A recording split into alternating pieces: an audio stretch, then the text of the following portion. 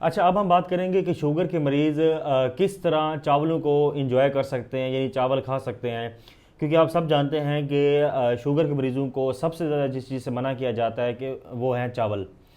अब ये चावलों को पकाने का ख़ास तरीका है, अगर आप उसको उस तरह पकाएंगे और फिर उस तरह से इसको खाएंगे तो इस तरह आपकी शुगर स्पाइक, जो कि सबसे मेजर प्रॉब्लम है कि डायबिटिक पेशेंट्स को उन तमाम चीज़ों से मना किया जाता है जो कि यकदम शुगर स्पाइक करा देते हैं, यानी आपकी शुगर को बढ़ा देती हैं।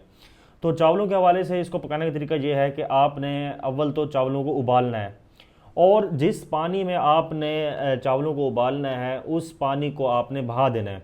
क्योंकि चावलों का जो स्टार्च कंटेंट है, यानी जिसके अंदर जो शुगर है, वो यूँ समझें घुल के पानी में आ जाती है।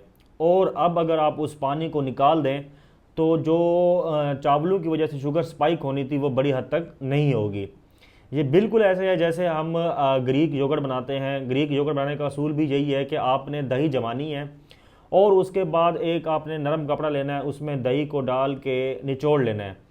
तो जो दही का पानी निकल जाएगा उसी पानी के अंदर उसका शुगर कंटेंट है। जो बाकी मादा दही बचती है उसको ग्रीक योगर्ट कहा जाता है। इसी तरह यही असूल चावलों पे लागू होता है।